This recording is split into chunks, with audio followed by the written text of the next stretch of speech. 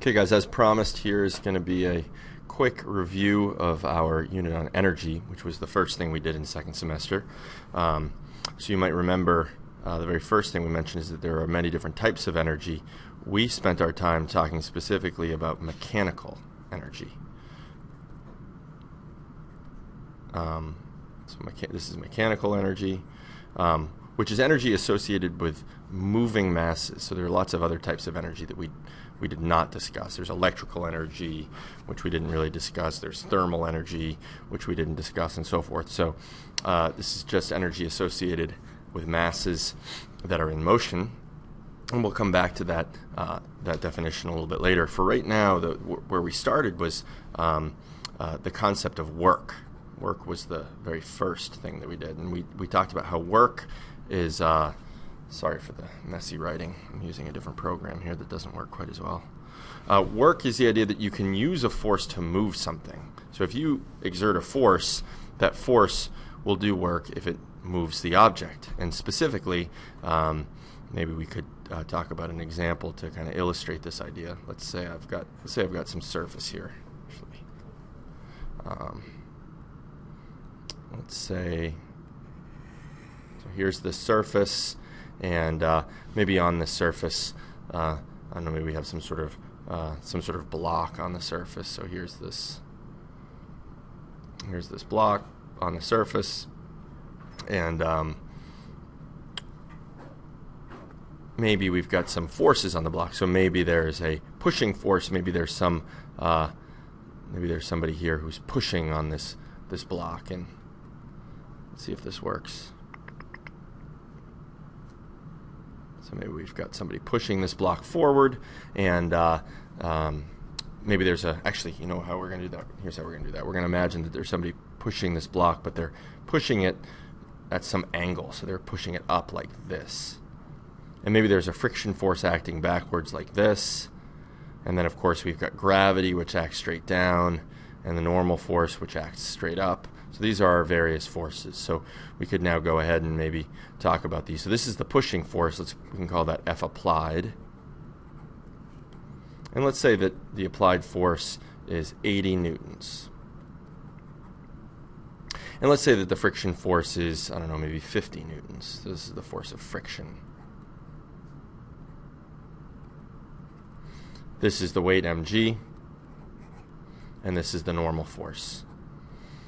And maybe we can give this block some mass. Maybe we can say that the mass of the block, m, is 5 kilograms. Maybe we're imagining that we move this block a total of 10 meters. So this block is going to go a distance here of 10 meters. So d is 10 meters. So it's 10 meters. So then we could actually calculate mg, right? So if m is, it's supposed to say 5 kilograms up there. The mass is 5 kilograms. So if the mass is 5 kilograms and mg is 49 newtons, and the normal force is also 49 newtons. And then I could ask myself, well, if this block moves 10 newtons, then we have these different forces, and we might ask ourselves, how much work does each force do? And to figure that out, to think about that, you have to ask yourself, all right, well, which of these forces is actually influencing the motion of the object? It should be obvious to you that the applied force is definitely, right, this guy right here, this force is definitely influencing the motion of the object. Right, you have the applied force is the reason it's moving. The friction is relevant as well because the friction force is resisting this applied force. So the friction force is definitely also doing work. But then you ask yourself about weight. And if you look, since the force of gravity is straight down, the object's moving sideways, there's really no component, there's no portion of mg that's moving or that lies in the direction that the block is moving. And so it turns out that this force does no work. And similarly, the normal force, which is perpendicular vertically, right, 90 degrees upwards, is also not doing any work. So if we think about this, it seems as though a force only does work if there's some component of that force that is in the direction of motion, and that turns out to be true. So way back when we said that work, the way we define this is we said it's the force times the distance moved times the cosine of the angle theta between the direction of motion and the force itself. In other words, theta in my case here in this problem, this angle here is theta. And let's say for this problem, let's say it's 20 degrees. So then I could go ahead, actually, just to make things easier, let's say that theta, just to make life easy, let's say that that's 60 degrees. Make the calculations a little bit easier. And so then I can go ahead and I can calculate the work done by the various forces. So I can say the work done by, let's do gravity, work done by gravity is 0. And why? We can see now in terms of this equation, now I think we can understand why it is that gravity does 0 work, because theta is 90 degrees, right? This angle is 90 degrees, cosine of 90 is 0, so work done by gravity is just 0. Similarly, normal force is also going to be 0 because of that 90 degree angle. And then we can go ahead and we can think about the work done by the applied force now. Well, that's going to be force, 80, times distance, which is 10, so that's 800, times the cosine of 60. Well, cosine of 60 is 0.5, so the total work done by this force is going to be 400 newtons. And I can already see. So then, make sure I did that right. Yep, that's right. So then the work done by friction, if you might naively have just said, all right, well, it's 50 times 10, that's 500 newtons. But you'd be forgetting about this, right? What's the angle here? Well, this whole angle is 180 degrees, right? What's the cosine of 180? Negative 1. So the force of friction then does negative 500. I made a mistake up here, which you may have picked up on. The unit for work is joules, just to remember that. So this should be in joules, and this is in joules. So what we see here is that if there's a component of the force in the direction that the object's moving, then we get a positive value of work. If there's a component of the force that's opposite from the direction of motion, then you're going to get a negative value of work. And then if it's a 90-degree angle, you're going to get no work. Now, if we take a look at all these forces, we might now point out that the total work done, the work total, if we add this all up, we get 0 plus 0 plus 400 minus 500. The total work is negative 100 joules. And then we could ask ourselves, well, what is the meaning of the fact that the total work is negative 100 joules? And this will get us now into something called the work energy theorem. So the work energy theorem, this is a really big concept in physics. We talked a lot about this when we did this unit. The work energy theorem states that if you add up all the work done by all of the forces on an object, in other words, if you compute the total work as we just did, that total work causes a change in kinetic energy. So we should define what this is. This K stands for kinetic energy.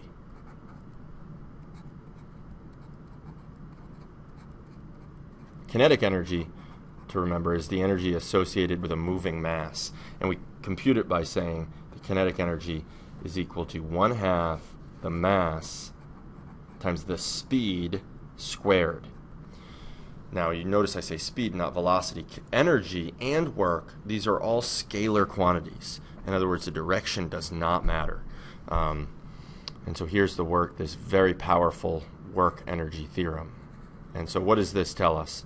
Well, this tells us, in this particular case, the fact that the work was negative 100 joules. What does that mean? Well, that means that if I look at, if this is a negative value, right, so I have negative 100 over here, change in kinetic energy, that's K final minus K initial. So if I get a negative value, that means the initial kinetic energy was more than the final. So how could that happen? Well, that happens because the speed must have been decreasing. So essentially what the work energy theorem is going to allow us to kind of figure out in problems is that if the total work done is positive, then the speed of the object goes up. If the total work done is negative, the speed of the object goes down.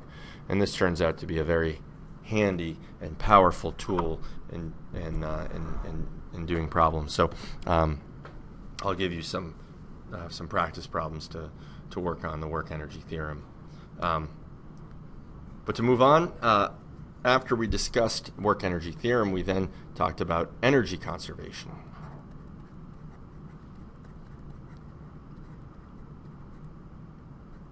Energy conservation, this should look familiar.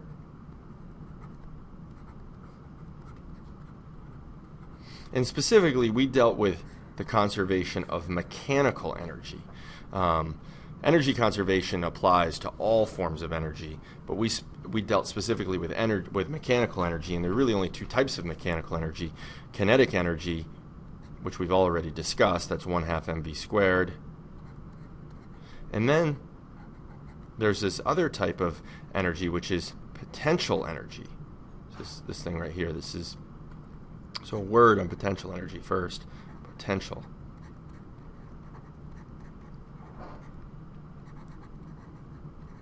Energy. A word on this, so I'll make a little aside over here about potential energy. Let's imagine maybe we've got the ground here, here's the ground, and maybe I've got some sort of ball up here that I'm holding above the ground. So here's this ball, and this ball has some mass m. So here's this ball, mass m, and you can see it's a height h, it's some distance h above the ground. So this vertical distance here is h. And so I'm holding it here, some height above the ground. It has some mass m. And if I'm just holding it in place, you should be able to see that the kinetic energy here is going to be 0. It's not moving. But it certainly has the potential to move, right? If I let go, it's going to fall because of this gravitational force that's acting downwards, right? You still have mg acting down. And so it has the potential to do work. And so we call that potential to do work. We call that potential or stored energy. So we could say this ball has the potential to do work, or potential energy. How did it get that energy? Well, it got up here because I lifted it, right? And when I lifted it, I did work, right? I did work to lift it, F times D.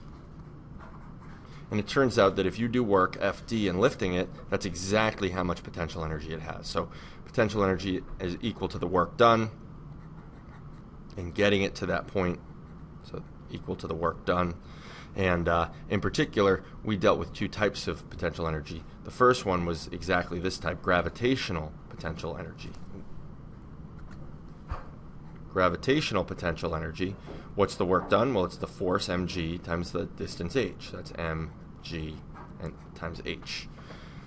But there was another type of potential energy, which, like, you could imagine a situation where maybe you have some sort of like a bow and arrow, right? Here's this bow, and you have some, maybe it makes more sense if I draw it this way. Here's the bow. I have no idea how to draw a bow and arrow, I'm going to be honest. You have a slingshot. And here's the slingshot here. You've got some sort of a mass in there that you're pulling back. And as you pull this back, if you do work in pulling this back, so you exert some force backwards to pull this back, if you do work and hold it there, then this thing is going to have potential energy, because the elastic band here has the potential to push this rock or this whatever this object is forward. And so we call this now elastic potential energy.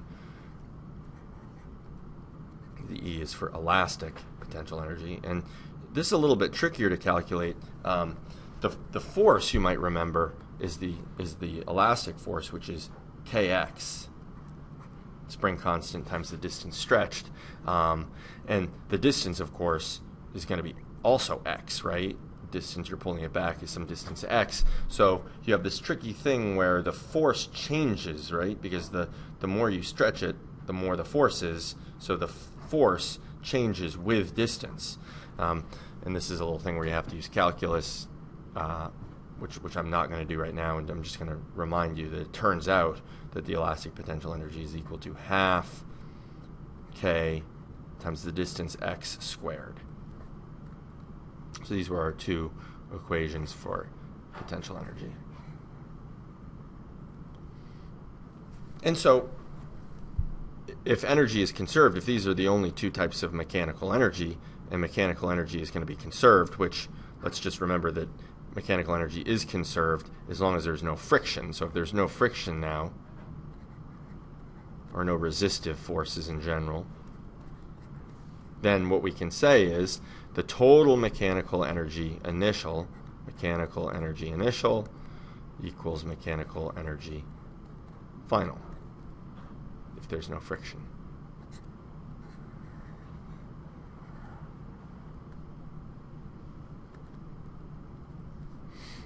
So another way of writing that is kinetic energy initial plus potential energy initial equals kinetic energy final plus potential energy final.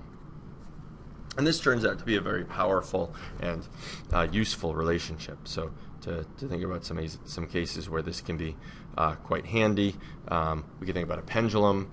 So let's make a pendulum. So this is the ceiling, and I've got some pendulum arm here. Let's just say, so here's the pendulum arm, and here's the mass on the end of that pendulum.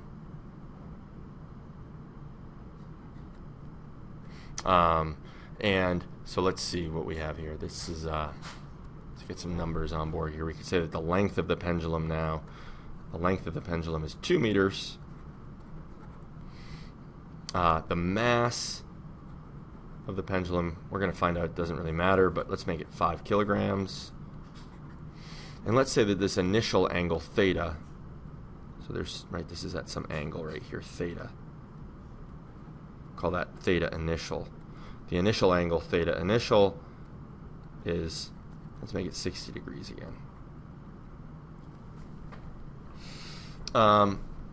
And let's say further, let's imagine that rather than just pulling it up to this height and letting go, I'm going to imagine that at this point, rather than just letting it go, I'm going to give it an initial velocity. I'm going to push it this way, the initial. And I'm going to push it with an initial velocity of, let's say, 4 meters per second. And then we can ask ourselves a perhaps simple question. What's the maximum speed? So what is V max? That's what we're going to try to determine here. And I think you can see that we're going to have to do a little bit of work to figure this out. So let's see if we can figure it out. Well, the first question is, where is the maximum speed? Where in the pendulum's arc is it going to reach maximal speed? And I think that's pretty obvious. That's going to be in the very bottom position here. So if I do this, go back maybe. Oh, that didn't work, did it? Try to see if I can make a dotted line here. So the maximum speed is going to be when this guy is down here. I wonder if I can make my circle dotted. Find out. Oh, I can. So when this thing gets down to this position, that's when the speed is maximum. And so then we ask ourselves, okay, well, what's the situation here? Well, here's my initial condition, and here's my final condition. Initially I'm up here, final I'm down there. So I can go ahead and say now kinetic energy initial plus potential energy initial equals kinetic energy final plus potential energy final. And then I ask myself, all right, well, what is the initial kinetic energy? The initial kinetic energy is 1/2 mv squared, where V initial is 4. So I can say, I'll write this at 1/2 mv initial squared. And what's my initial, is there any initial potential energy? Well, sure there is, because this thing is at some height h, right? This height, this is the low point right here, right? So this right? I'm imagining this is the low point right here. So this is my height h that I have lifted the pendulum up, some height h. That's, in other words, mgh initial. Right, we're going to have to figure out what that is. At the very, very bottom, well, there is kinetic energy at the bottom right here. That's 1/2 mv final squared, and actually that's what we're looking for, right? This is ultimately the thing we're looking for. That the speed here is our Vmax. Well, what's the potential energy down here?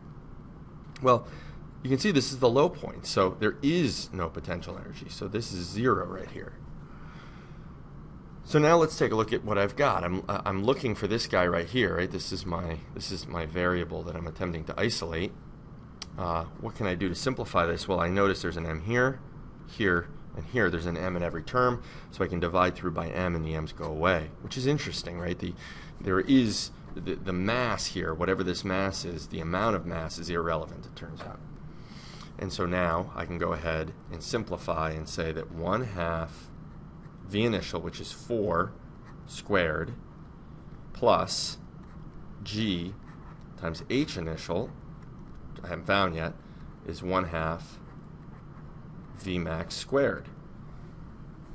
So I'm pretty close. I just have to figure out what the initial height is. So what's the initial height? What is this height? Well, this, if I draw a line over here, okay, that's a right angle. This distance right here is 2, right? That's the length of the pendulum arm. And so I can figure out that this distance right here is going to be equal to, I know this angle, is going to be equal to 2 times the cosine of theta initial. Theta initial is 60 degrees. Cosine of 60 is 1/2. So this is 1 meter. All right, well, that's not my height. That's this distance.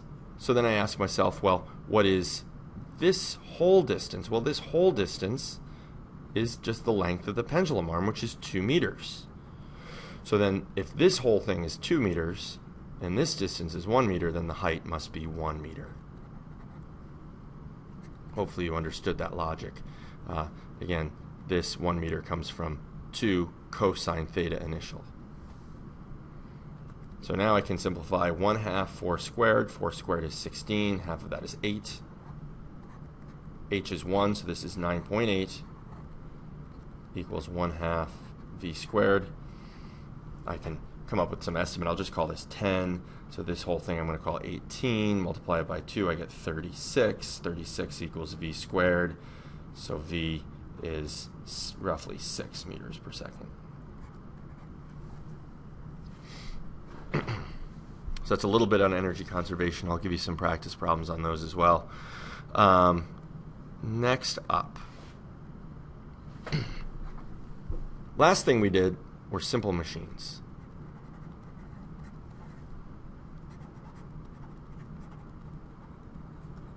And we talked about 3 different simple machines. We talked about the ramp or inclined plane.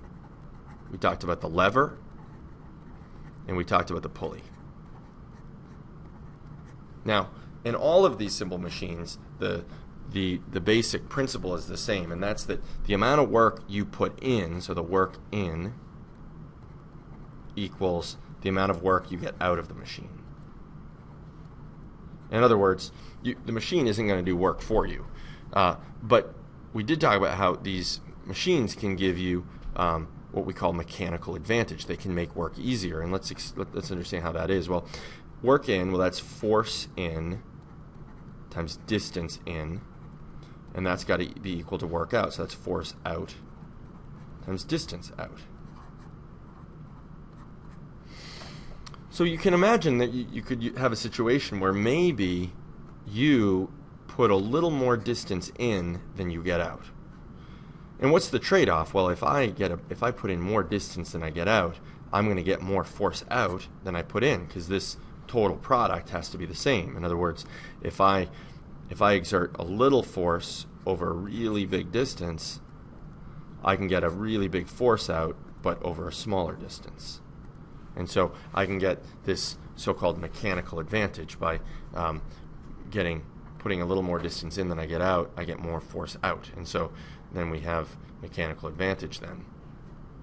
which can be calculated as either the amount of force out over the force in, if I divide both sides, force out over force in, or alternatively, the distance I put in divided by the distance I get out.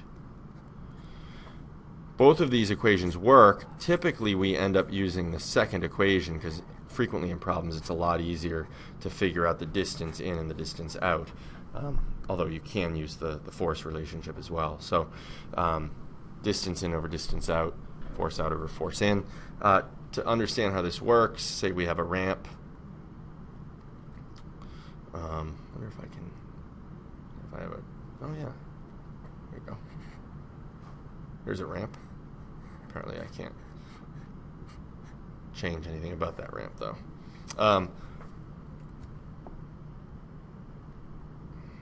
Let's make a, here's this ramp. And imagine that I have a block here that I'm attempting to, that I've got to push up the ramp. So here's my block down here. And I've got to push that up the ramp. Well, the idea here is that there's a certain height to the ramp, right? And if I didn't have the ramp, if I had to lift this thing straight up without the ramp, in other words, the distance without the ramp, the distance out is this distance. It's the height of the ramp, right? But using the ramp, the distance if I'm going to push it up the ramp, the distance in is just this, the length of the ramp. And so you can see right now the mechanical advantage of the ramp here is going to be the distance that I put into the ramp, in other words, the hypotenuse of the ramp, the length of the ramp, divided by this opposite side, which is the height of the ramp. And so you might have a situation, this looks to be an isosceles right triangle, so maybe this angle is 45 degrees. And so now we can see that the length over the height, this is hypotenuse over the opposite side, and so I can say sine of 45 is equal to this height over this length right here. And so from the sine of 45 I can determine the mechanical advantage. It's going to be 1 over this sine 45. In this case it'll be a mechanical advantage. In this case it would be 1.4 roughly. If we keep going, think about a lever. So let's imagine I've got a lever here. Give myself some more room. Here's a lever. And the lever has a fulcrum.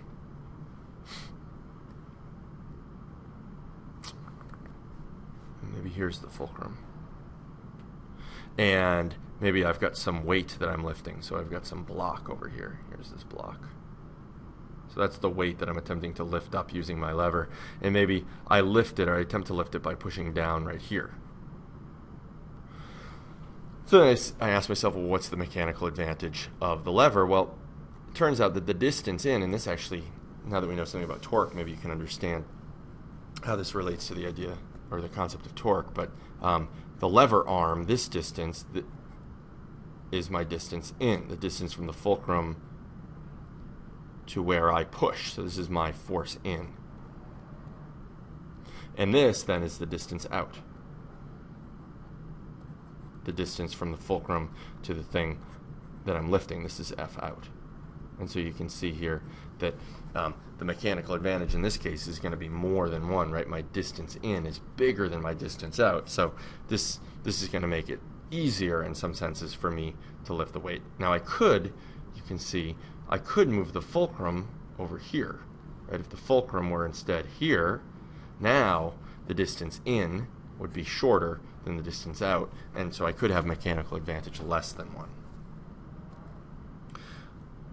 Last type of machine we looked at was the pulley. So let's imagine here's the ceiling, here's a pulley, here's another pulley down here, which is attached to some weight. Here's this weight that I'm lifting. And maybe I've got a pulley set up in the following way. Maybe I have a rope here that I'm pulling down. I pull down right there, and the rope wraps around this pulley reconnects up there, and I could ask myself, what's the mechanical advantage here? And you might remember the trick to doing this, the trick to figure out the mechanical advantage of a pulley is to count the number of rope segments that support the weight. So you can see there's going to be one rope segment pulling up right there, and one rope segment pulling up right there. I'm pulling down here with some force F. This is my F in. And the way it works here is if I pull down right here, we know that the tension has to be the same everywhere in the rope. That comes from Newton's third law. And if the tension in the rope is everywhere the same, then if I pull with F, then this rope pulls up F, and this rope pulls up F, and so the total amount of force out, F out, is clearly double my force in. And so the mechanical advantage here would be 2. That's a little bit, that was a quick review there, very quick review of machines, mechanical advantage, work in, work equals work out. All right, that's it for energy. I'll give you some practice problems to work on for next class as well.